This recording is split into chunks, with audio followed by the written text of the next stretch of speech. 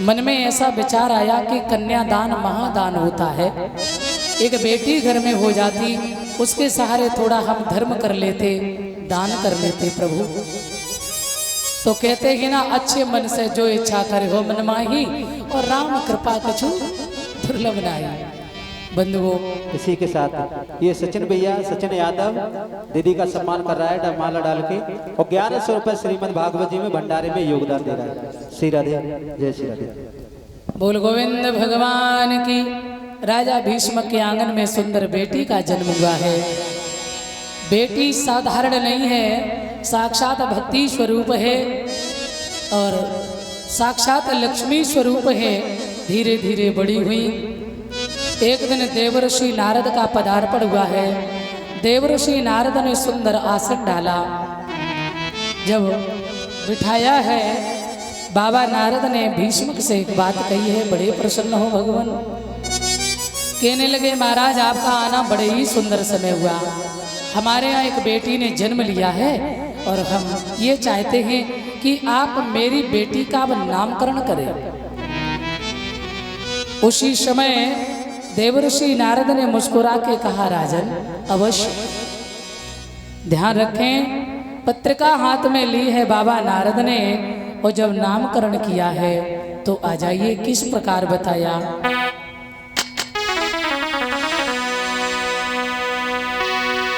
सुने राजा की बात, मुनि ने हाथ पत्रिका लियो। मुनि सोधी बाँची लगन उरे के नाम रखी दियो।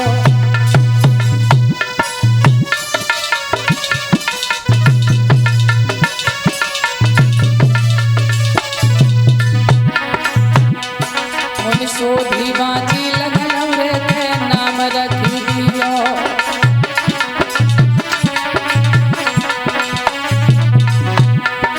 क्या कहा राजा भीष्मक से, है रूपी मणि जाको नाम सिद्ध शिवकामा देवकी कियो देवन कियो। वो श्री कृष्ण का सुगुण कौन सा है? अरे डगर चलत कहूँ मार्ग में, और खाली घड़ा जो परे दिखाई।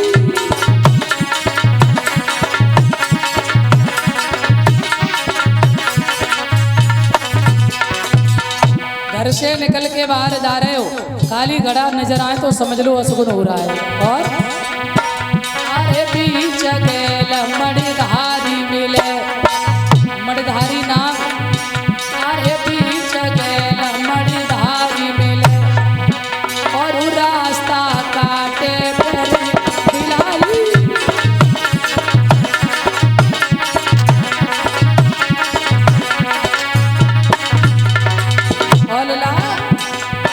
अरे सूखी डाल कौआ बोले, सूखी डाल पे कागा यदि बोल रहा तो समझ लो अशुभ है रही। और यदि खाली खड़ा नजर आए, बिलैया रास्ता काटे और मणिधारी नाम, तो समझ लो अशुभ है।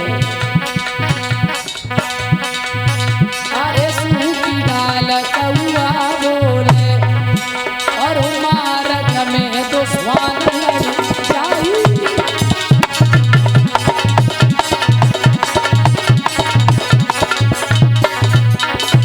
और अरे घर से निकले जब कुमार चले, और पत्नी देवे नीर बहाई।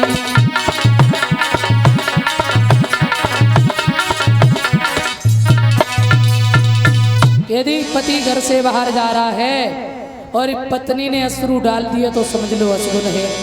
बहुत समझाया ना माने। भाभी ने कही, लला रिश्तेदारी वाली बात है, मान जाओ।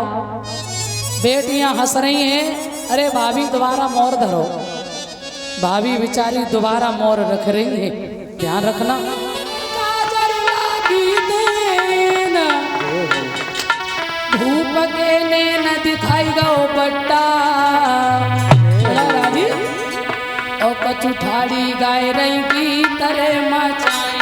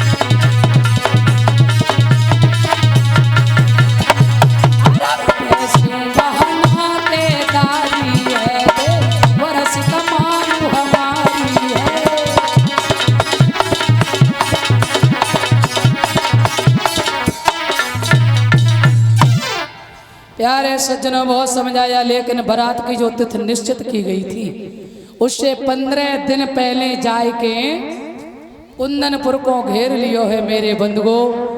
और जैसे ही पिता ने सुना बड़ा दुख हुआ, मैया भी रो रही हैं। रुक्मणी ने जब सुना तो कहने लगी, श्याम आपके बिना मर जाएंगे, हे गोविंद आप नहीं आए।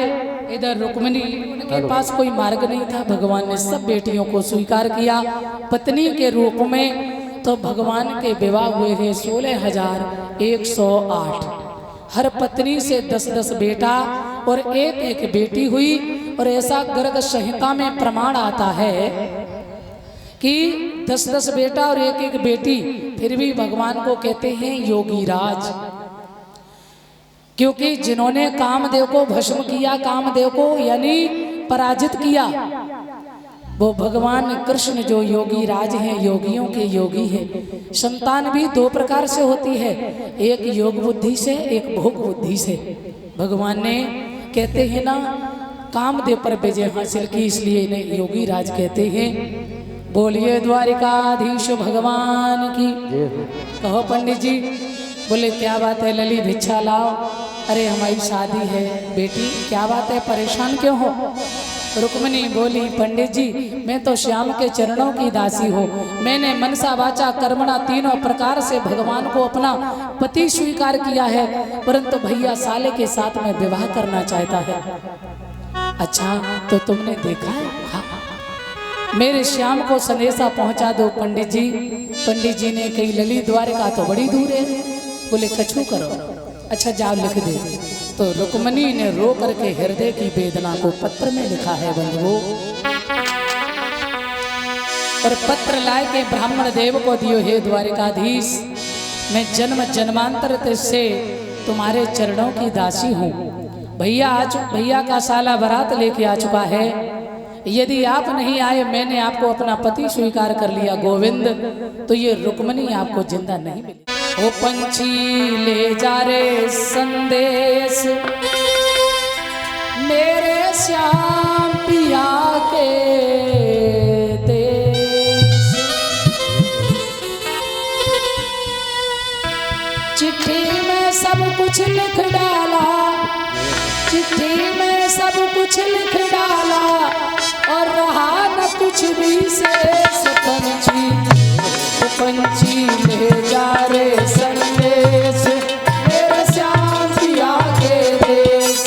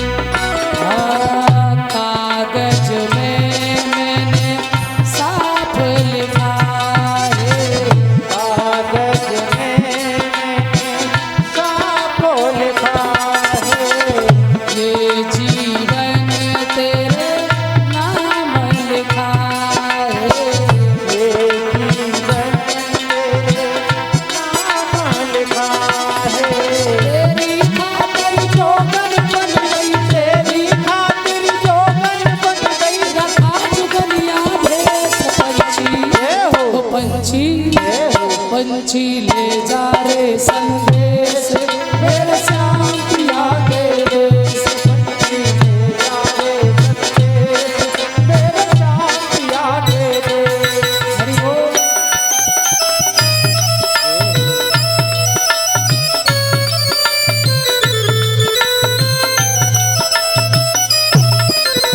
हरि बोल।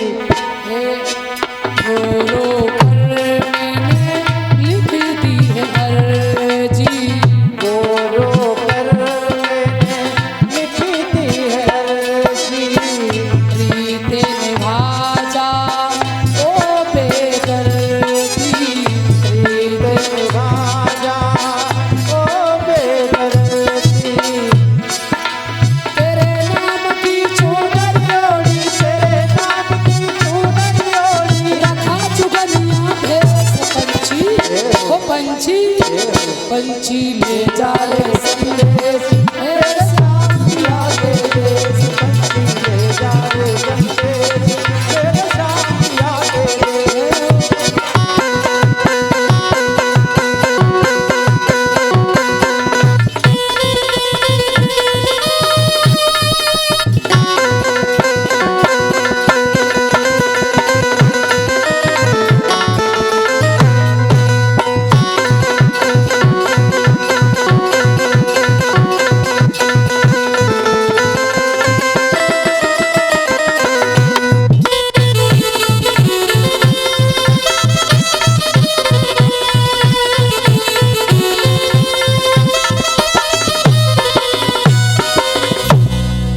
बोलिए द्वारिकाधीश भगवान की।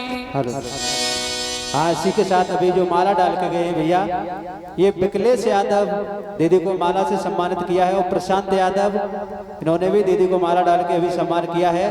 पंकज यादव माला डाल के सम्मान किया है। ये भैया तीनों लोग करारा से हैं, और इसी के साथ कलश वाली कन्याएं सब खड़ी हो जाएं, सम्मान चल रहा है आप लोगों का। इसी के साथ ये आंसू सन ऑफ श्री चंद्रभान सिंह करारा से ये दीदी को तस्वीर देके और मुकुट पहना करके सम्मानित करेंगे अभी। और इसी के साथ यज्ञपति महाराज को और परीक्षित जी को तस्वीर देके और मुकुट पहना करके सम्मानित करेंगे।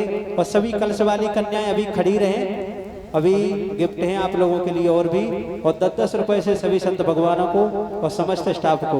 और इसी के साथ ब्रजेश यादव नगला बधू से बर्तना, ब्रजेश यादव नगला बधू बर्तना इटावा, ये माला से अभी स्वागत करेंगे दीदी जी का। और यज्ञपति महाराज परीक्षित जी का, और 10-10 रुपए से सभी कलश वाली कन्याओं को और समस्त शास्त्री मंडल और सभी संत भगवानों को भी सम्मानित करेंगे। श्री राधे, जय श्री राधे। बोल गोविंद भगवान की। पंडित जी रुक्मिणी का पत्र लेकर जा रहे हैं, और रास्ते में जब विश्राम करने लगे तो भगवान ने उठाया, योग माया के द्वारा द्वारका में लिटवाया। देखा द्वारका सोने से बनी, आगे बढ़े भैया यहाँ को कृष्ण रहते हैं। हाँ, आगे बढ़ के जाओ, ये बलराम की सभा जो लगी है,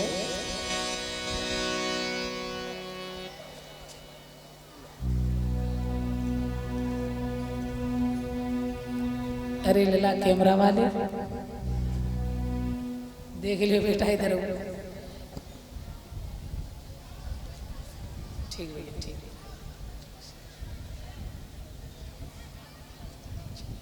हाँ, सभी लोग सम्मान करते जा रहे हैं। जो लोगों के नाम बोले गए हैं आप लोग आते जाएं, सम्मान करते जाएं। आज मेरे सज्जनों, भगवान कृष्ण के पास में जब पंडित जी गए,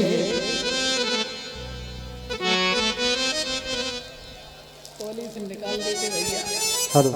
इसी के साथ ये 101 रुपए शिवानी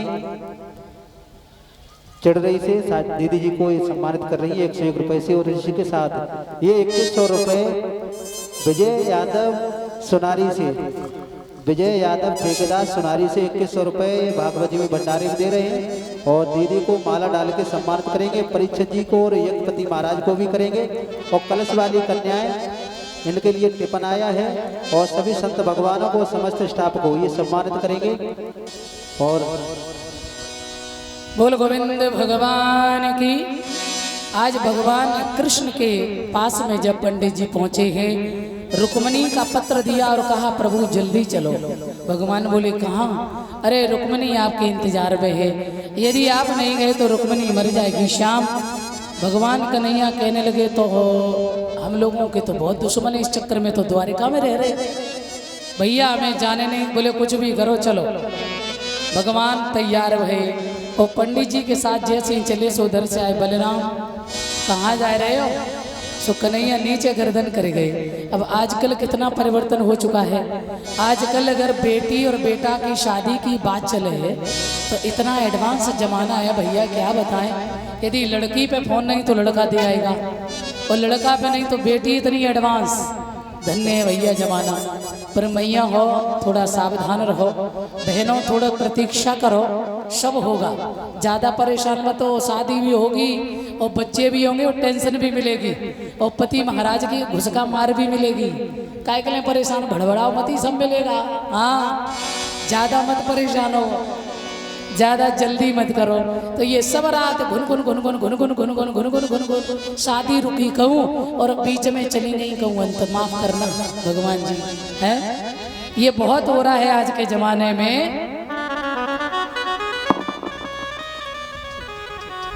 हेलो, इसी के साथ ये भाभी दीदी का सम्मान कर रही हैं और इसी के साथ ये माला डाल के और पगड़ी पहना करके संजय माधव शास्त्री जी जो नंगला देहुआ से हैं, जिन्होंने 2 दिन यहाँ पे कथा भी की है, आप लोग सुन रहे थे, दीदी का सम्मान कर रहे हैं मुकुट पहना करके और माला डाल के, और 10-10 रुपये समस्त स्टाफ को दे रहे हैं। भगवान इनको हमेशा धर्म के रास्ते पर ऐसे ही आगे बढ़ाता रहे। ये संजय माधव भैया ये देहुआ से श्री राधे।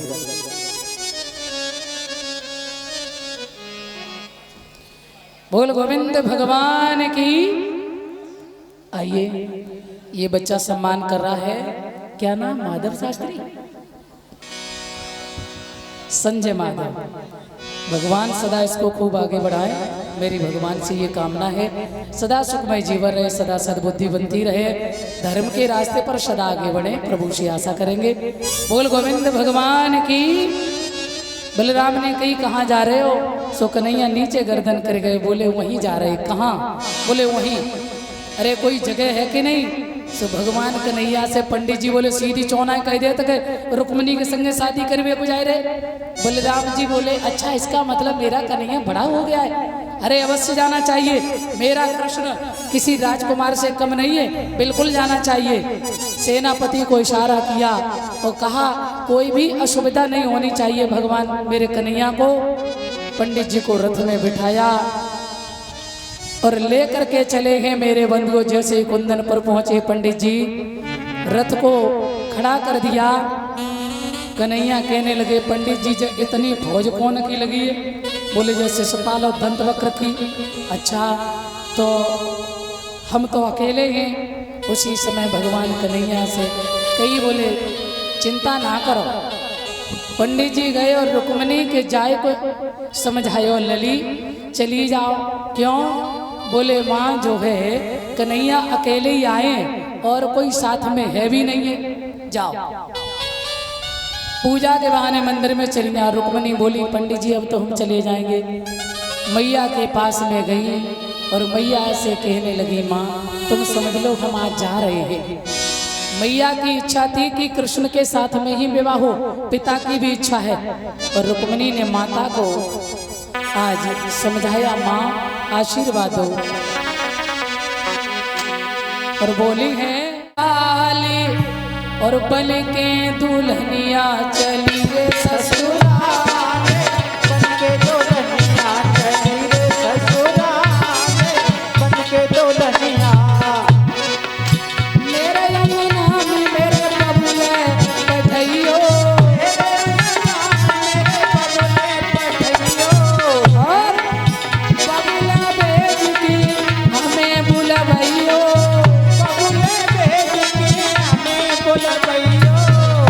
कर लो आखिरी प्यार दुल्हन बन के चलिए ससुराल, दुल्हन बन के चलिए ससुराल, दुल्हन बन के। बोल द्वारिकाधीश भगवान की। आज रुक्मिणी मंदिर में गई, चारों तरफ फौज लगी है और जैसे ही अंदर प्रवेश करी है मेरे भगवत प्रेमियों अब इंतजार कर रही हैं कि कन्हैया कहाँ है। अरे गोविंद कहाँ हो? भैया का साला आ चुका, मैं मर जाऊंगी इसके साथ, मैं नहीं मेरी लाश जाएगी। 10,000 सैनिक लगे, भगवान कन्हैया उन सैनिकों के अंदर घुसने लगे। ध्यान देना। तो एक सैनिक बोला है कहाँ जा रहे, कौन हो तुम?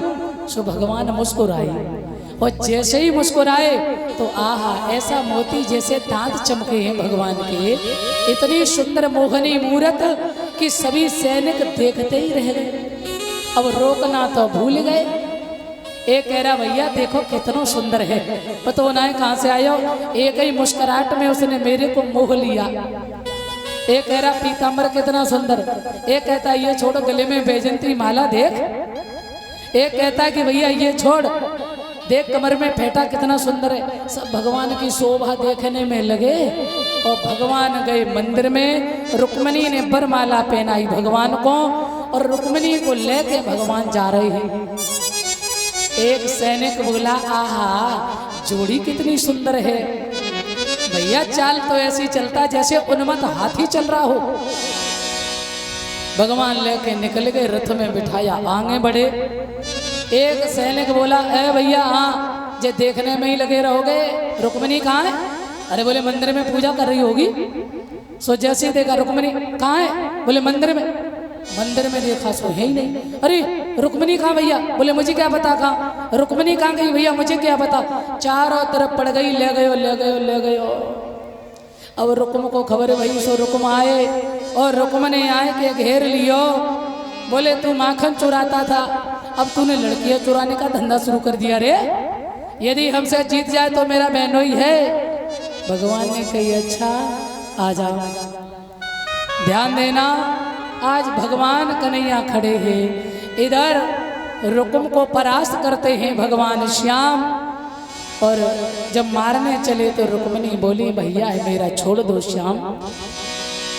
इधर बलराम जी को पता चला तो मेरे सज्जनों बलराम जी आए और देखा रुक्मिणी रथ में बैठी हैं। आहा कन्हैया ये कौन है? बोले और मोहन सुवर नारी अलवेली, कौन की हरिया है, मोहन सुवर नारी अलवेली।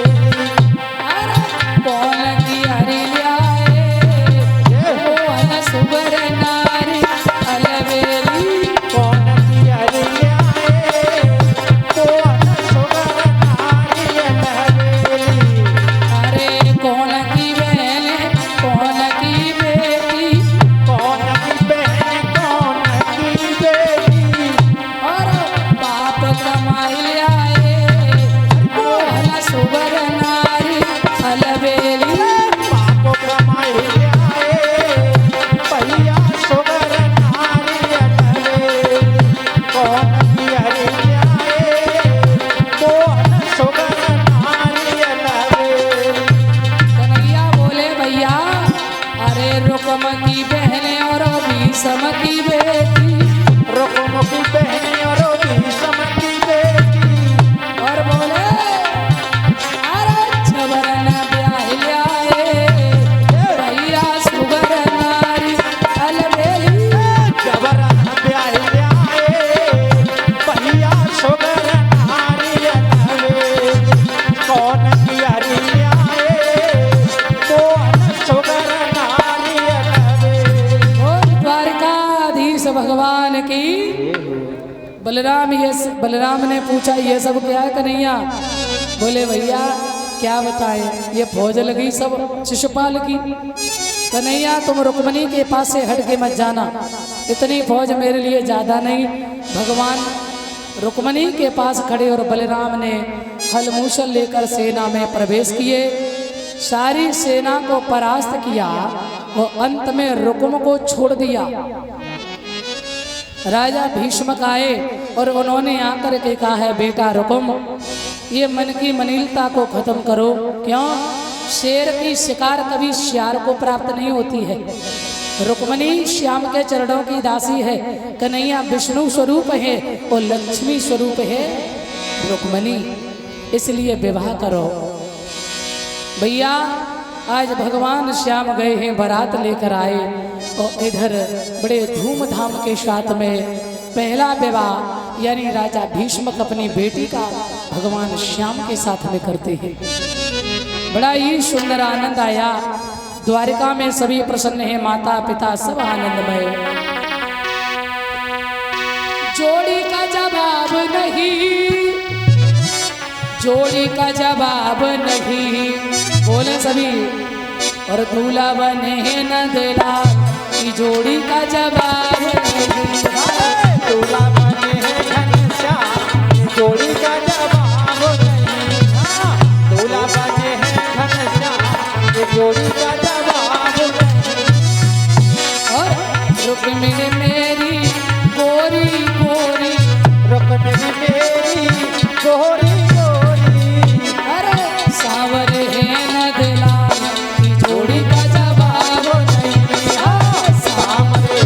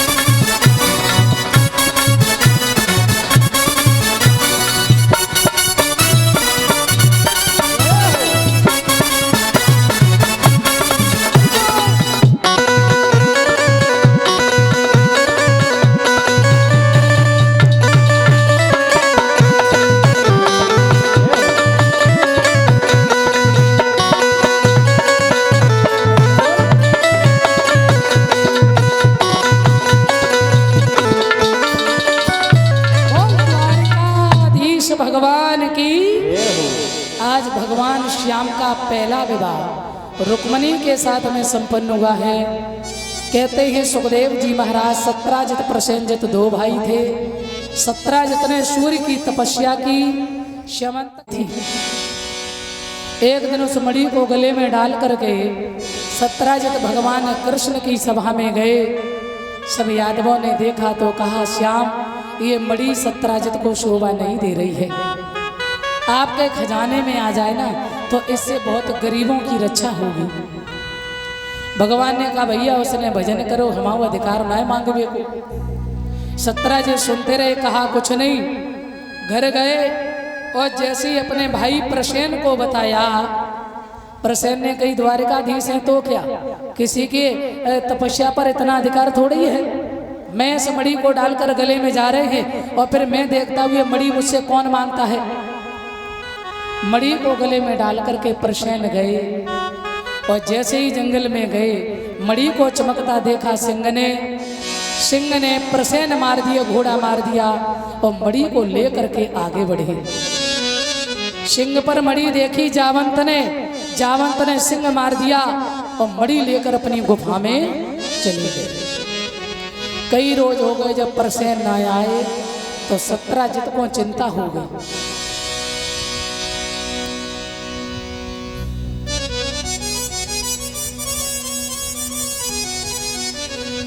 और मेरे बंधुओं, आज जब सत्राजित को चिंता हो गई, ये सरता बहन जी जो है मच्छरिया से सम्मान कर रही हैं, सदा आगे बढ़े भगवान से कामना है। श्री सुखदेव जी कहते हैं, राजन आज धीरे धीरे समय हुआ है, ऐसा ही नहीं। जब लौट कर नहीं आए सत्राजित को चिंता हो गई। मुझे ऐसा लग रहा है कि कन्हैया ने मणि के चक्कर में मेरे भैया को मरवा दिया। अब देखो, एक दिन पत्नी ने सत्राजित से पूछी, क्या बात है महाराज, आपका शरीर कमजोर होता जा रहा है, इसका कारण क्या है? बोले कुछ नहीं। ना ना ना, कोई बात तो है। सत्राजित ने कहा, यदि बता तो दे हम, और तुमने एक बात सुनो, बता तो देंगे, तुमने किसी से कह दिया ना तो हम भी मारे जाएंगे। बोली महाराज मैं किसी से भी नहीं कहेंगे।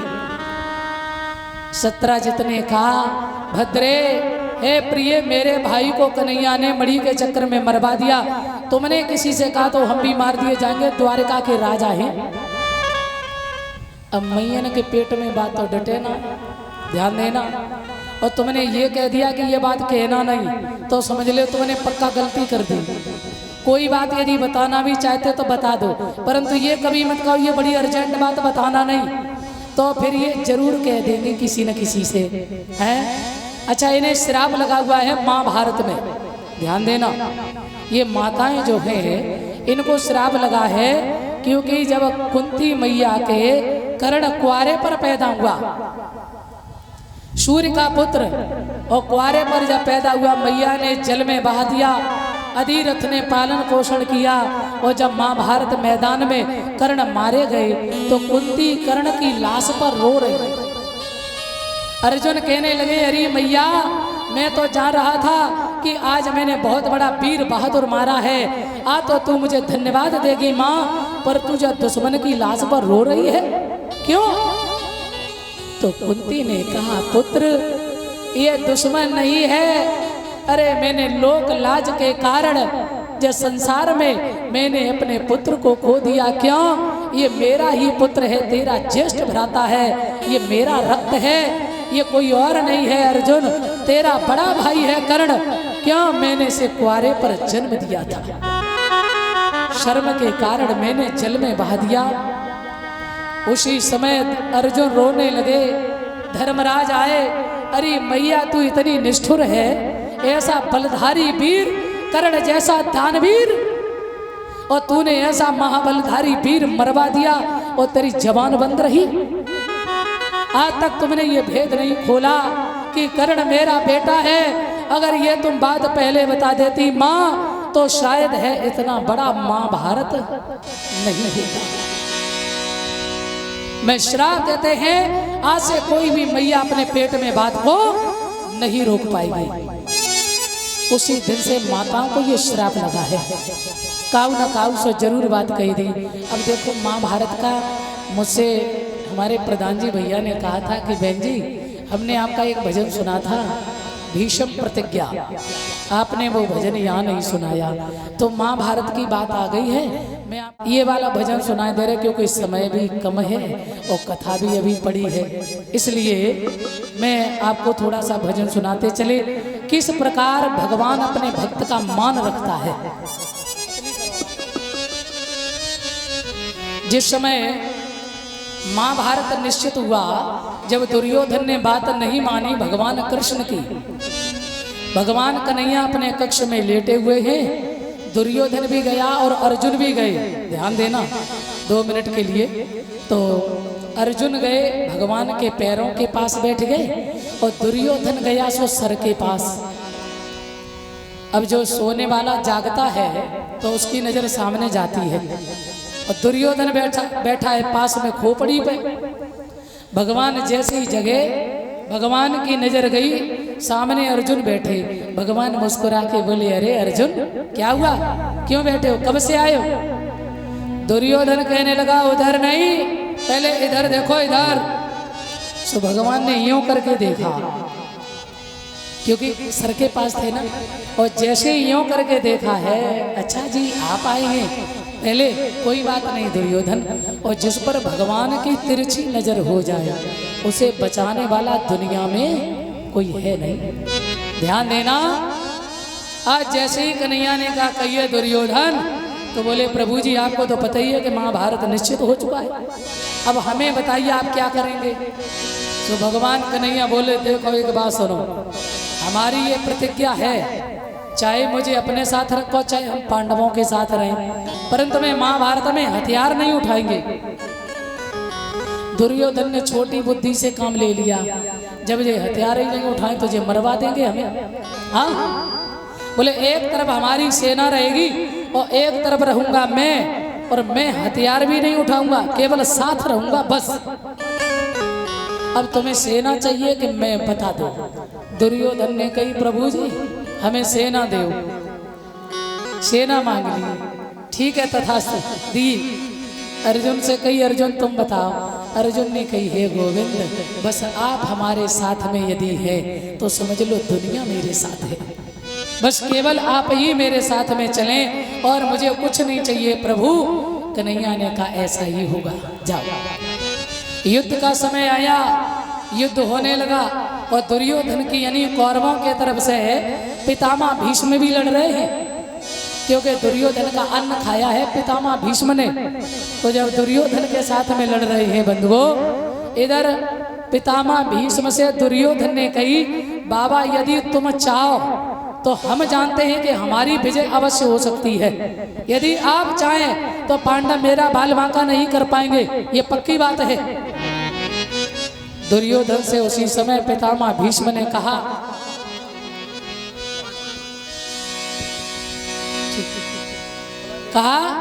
बोले मैं जानता हूं, अरे दुर्योधन मैंने तेरा अन्न खाया है, मैं नमक हराम नहीं हूं, मैं अवश्य लड़ूंगा। और उसी समय इतना कहा दुर्योधन ने कि पितामह भीष्म ने क्रोध में आकर के ये संकल्प कर लिया है, अरे दुर्योधन मैं ये प्रतिज्ञा करता हूं कि कल कोई न कोई पांडव अवश्य मारा जाएगा, परंतु एक शर्त है। क्या? दुर्योधन तू ब्रह्म मुहूर्त में अपनी पत्नी भानुमति को मेरे पास भेज देना, बस आशीर्वाद ले जाए। तो जो नटों के नटवर हैं भगवान श्याम, द्रौपदी से कही जाओ, क्यों? पितामह भीष्म ने ये प्रण किया है कि कल कोई न कोई पांडव मारा जाएगा, इसलिए तुम चलो और पितामह से आशीर्वाद ले आओ। भगवान कन्हैया साथ में गए और मेरे भगवत प्रेमियों ध्यान रहे।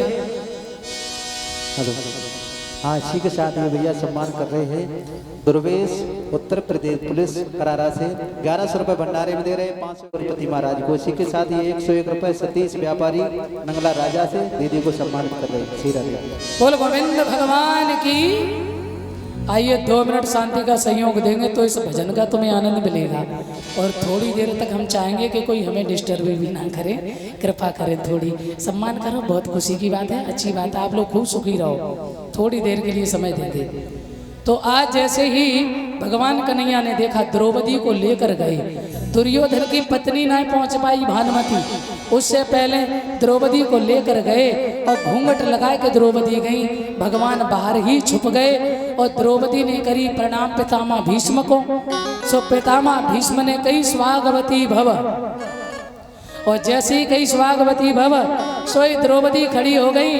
अरे बाबा क्या कह रहे स्वागवती भव, एक तरफ आपने कल ये प्रण किया है कि कल कोई न कोई पांडव अवश्य मारा जाएगा, और एक तरफ आप कह रहे स्वागवती भव।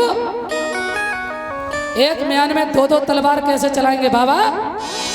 जैसे ही इतना कहा तो पितामह भीष्म के आंखों से लोहू के कतरे गिरने लगे, पैरों तले धरती खसक गई और कहने लगे द्रौपदी तुम।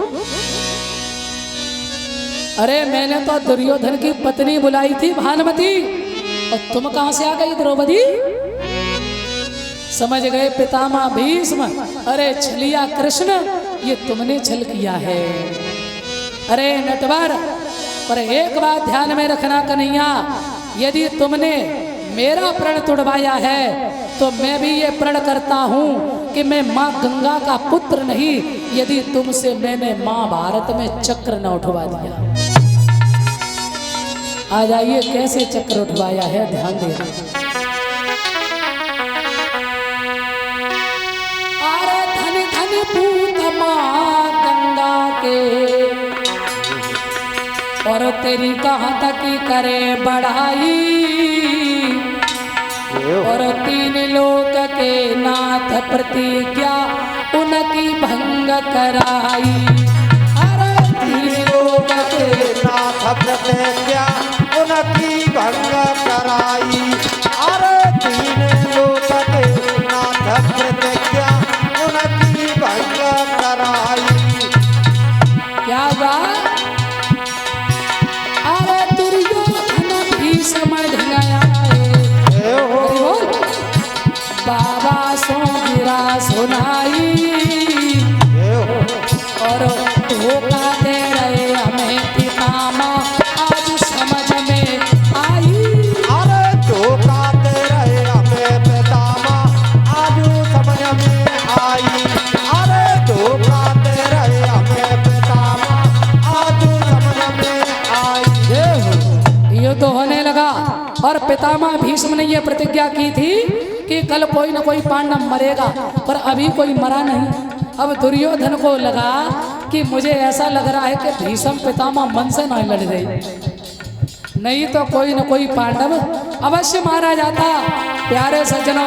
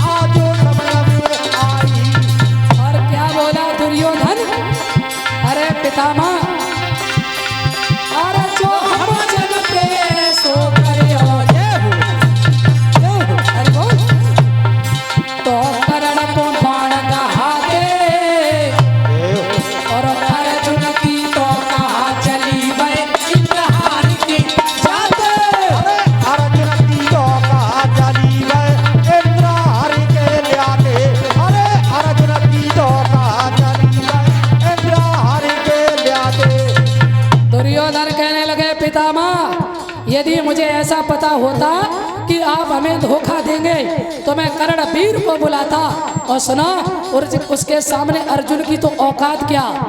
अरे इंद्राज जैसे देवता भाग जाते, जानते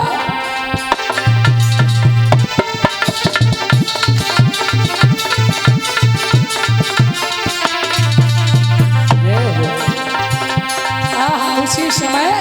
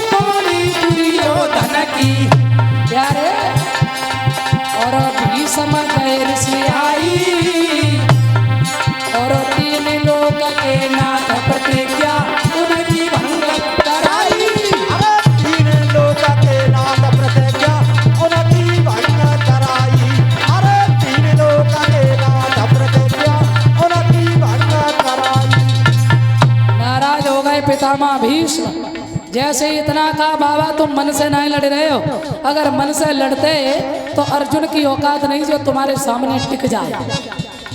उसी समय पितामह को क्रोध आ गयो।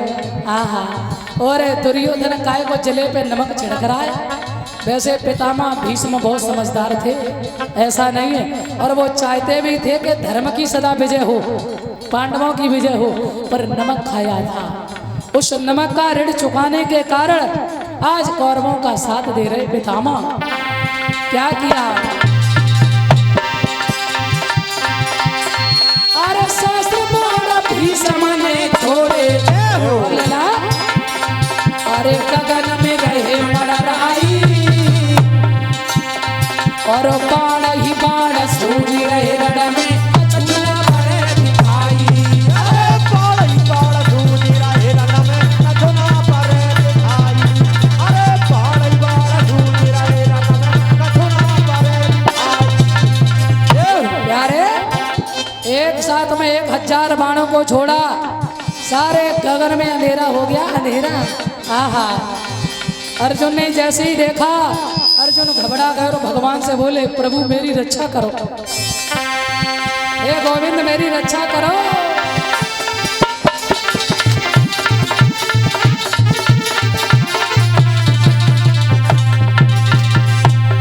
उसी समय अरे तब गिरधर अर्जुन से बोले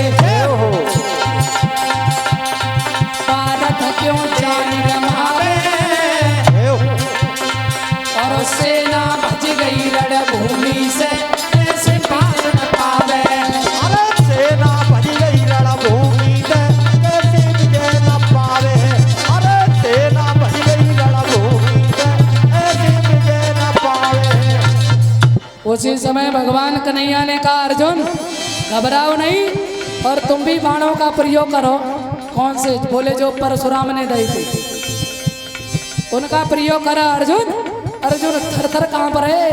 जब पितामह भीष्म एक साथ 1000 बाणों को छोड़ते हैं, अर्जुन का रथ पीछे हट जाता है। अरे द्वारिकाधीश जिसके साथ में है, धन्य है महाबलधारी वीर पितामह भीष्म। और फिर भी कन्हैया का रथ पीछे हो जाता है। कन्हैया बोले अर्जुन मारे जाएंगे पक्का, पितामह से पेश नहीं जाएगी।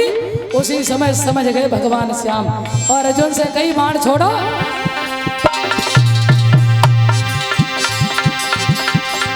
अरे तब गिरधर अर्जुन से बोले भारत क्यों जान गमावे, और सेना भज गई रणभूमि से ऐसे विजय न पावे। अरे सेना भज गई रणभूमि से ऐसे विजय न पावे। अरे सेना भज गई रणभूमि से ऐसे विजय न पावे। इसलिए अर्जुन अरे बाण तीन अर्जुन ने छोड़े हो। अरे बोल बाबा पे गए चलाई, और 3 लोक के नाथ प्रतिज्ञा उनकी भंग कराई। अरे 3 लोक के नाथ प्रतिज्ञा उनकी भंग कराई। अरे 3 लोक के नाथ प्रतिज्ञा उनकी भंग कराई। प्यारे सज्जनों, अर्जुन थर थर कांप रहे। भगवान समझ गए, और जब पितामह 1000 बाण एक साथ छोड़ते तो अंधेरा हो जाता है, गगन में अंधेरा हो जाता है। समझ गए अर्जुन नहीं अब कुछ बिगाड़ पाएंगे भीष्म पितामह का। और कन्हैया समझ गए यदि अर्जुन मर गए तो अभी तो बहुत कुछ होना है। उसी समय भूल गए अपने प्रण को भगवान श्याम।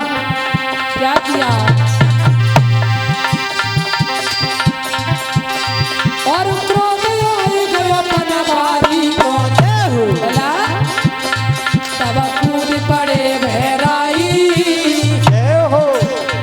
और अंगुली सीधी करी प्रभु ने चक्र दो लहराई। अरे अंगुली सीधी करी प्रभु ने चक्र दो लहराई। अरे अंगुली सीधी करी प्रभु चक्र दो लहराई। आहा, कूद पड़े भगवान कन्हैया, भूल गए अपने संकल्प को, और जैसी अंगुली खड़ी की है तो चक्र लहरा गया। पितामह भीष्म के हृदय में ऐसा लगा जैसे मनरूपी मयूर नाच रहा है। बड़े शांति मिली, बड़े प्रसन्न हो गए।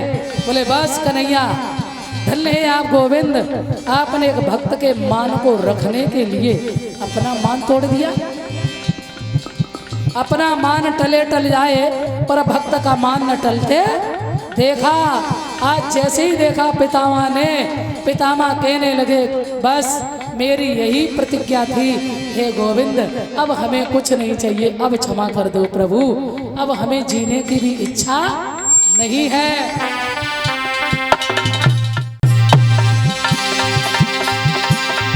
अरे तब भीष्म गिरधर से बोले, प्रभु जी क्यों देर लगावो और करी देवो उद्धार प्रभु अपने हाथ से मारो। अरे देवा अरे उद्धार प्रभु अपने हाथ से मारो। अरे कर देवा उद्धार प्रभु अपने हाथ से मारो। प्रभु जी अब हमारा उद्धार कर दो हे गोविंद, अब मुझे कुछ नहीं चाहिए। आप धन्य हैं प्रभु, एक भक्त की बात की रक्षा के लिए आपने अपना मान त्याग दिया, इसीलिए आप दया निधि है, दया के सागर है हे प्रभु, धन्य है करुणा निधान। बस मेरी इच्छा पूर्ण हो गई गोविंद। अरे जो पूर्ण की नो तुम बनवानी, हे हो पितामह बोले अरे जो पूर्ण की नो तुम बनवानी, सो हमने दो तुरवाई और तीन लोक के नाथ प्रतिज्ञा उनकी भंग कराई। अरे तीन लोक के नाथ प्रतिज्ञा उनकी भंग कराई। अरे तीन लोक के नाथ प्रतिज्ञा उनकी भंग कराई। अरे धन धन पूत महान के हे हो हरि बोल तेरी कहत की करें पढ़ाई और तीन लोक के नाथ प्रतिज्ञा उनकी भंग कराई। लोक के नाथ प्रतिज्ञा उनकी भंग कराई। अरे तीन लोक के नाथ प्रतिज्ञा उनकी भंग। अल्लाह, अरे बाजीगर की बजी बसुरिया, हे हो अरे बाजीगर की बजी बसुरिया, मायापुर के मेले में बाजीगर की बजी बसुरिया।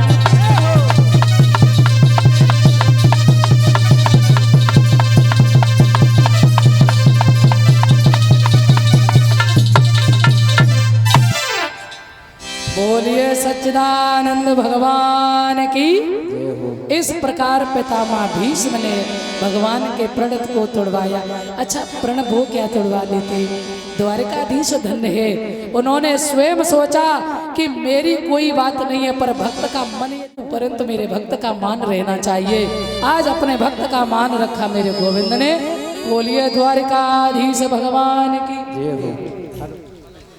दामाद और बेटी दोनों लोगों ने अभी गिफ्ट देके कन्याओं को भी सम्मानित किया है, दीदी का भी सम्मान किया है और 51 रुपए से समस्त स्टाफ को और सभी संत भगवानों को भी सम्मानित किया है। और हमारे भैया दीदी का सम्मान कर रहे हैं फूलों से। भगवान इनको हमेशा धर्म के रास्ते पर आगे बढ़ाता रहे। और इसी के साथ जिन लोगों ने श्रीमद् भागवत जी में योगदान किया है, ये 1100 रुपये संतोष यादव नगर अवागढ़ से, 201 रुपये कामता प्रसाद कुचलपुरा से, 1000 रुपये चंद्रपाल सिंह करारा से, 500 रुपये रवीश कुमार सनोप अजब सिंह करारा से, इसी के साथ 1100 रुपये नवल सिंह पंत ये करारा से, 1100 रुपये नवल सिंह पंच ये करारा से, 2100 रुपये लायक सिंह नंगला खन्ना पिलखतर से और 2100 रुपये मुंशी सिंह करारा से। और इसी के साथ ये 1100 रुपये वीरपाल सिंह लेखपाल अवागढ़ से, 1100 रुपये छोटे लाल सिंह करारा से, 1000 रुपये बिमलेश अनोप श्री 11,000 रुपये छोटे लाल सिंह करारा से, 1000 रुपये बिमलेश सिंह सनोप राजपाल सिंह करारा से, 1000 रुपये गौरव यादव सनोप विजयपाल सिंह करारा से। और इसके साथ 500 रुपये रत्नेश यादव सनोप राजू ये बरसा मई से है। और 5100 रुपये महेश चंद्र करारा से, 501 रुपये सोविंदर सिंह उर्फ छोटे करारा से, और 500 रुपए नत्थू फौजी कुचलपुरा से, 101 रुपए रामवीर सिंह कुचलपुरा से, 200 रुपए सुरेंद्र सिंह नंगला थान से, 500 रुपए अतुल और स्नेश नवलपुर से, और इसी के साथ 500 रुपए सैलू नवलपुर से, 1000 रुपए शिवराज उर्फ साधु करारा से, 500 रुपए डोबी नंगला गंगी से, 500 रुपए मुन्नेश मोदीपुर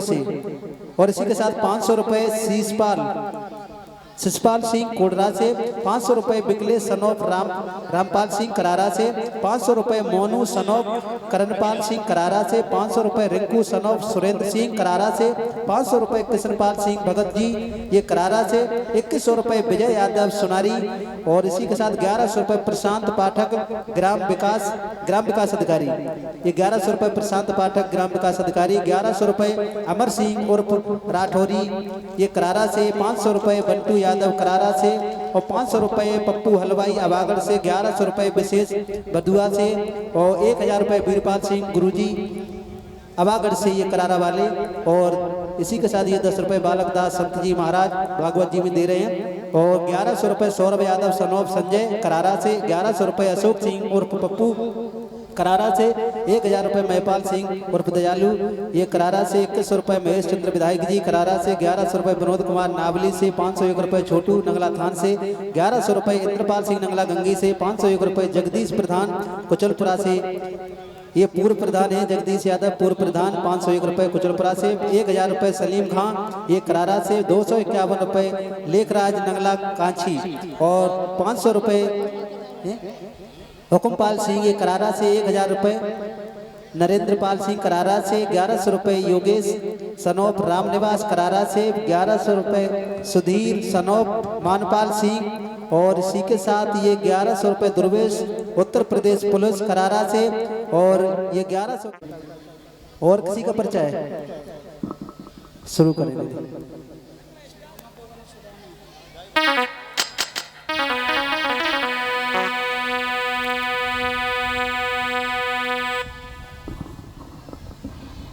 हेलो हाँ, इसी के साथ ये 1111 रुपए सोनू यादव सनोप कमलेश ये करारा से, इनकी तरफ से।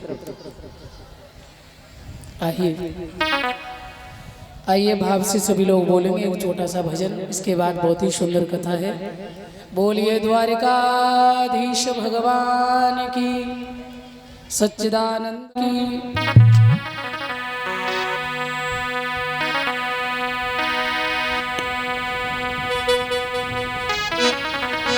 भाव से बोलेंगे ताली बजाकर।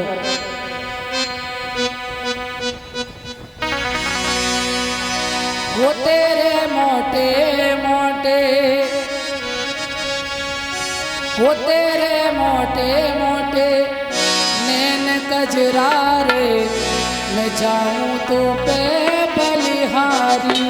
तेरे मोटे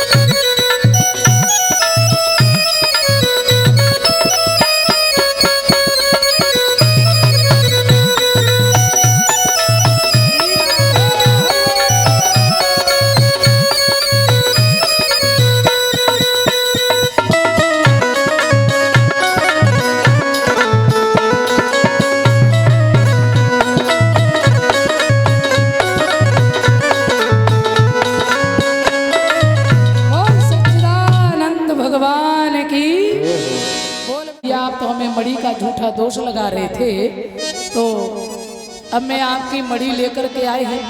सत्राजित बड़े लज्जित हुए कि मैंने झूठा दोष लगाया। उसी समय सत्राजित ने मेरे सज्जनों अपनी बेटी का विवाह किया श्याम के साथ और मणि भगवान को दान में दे दी।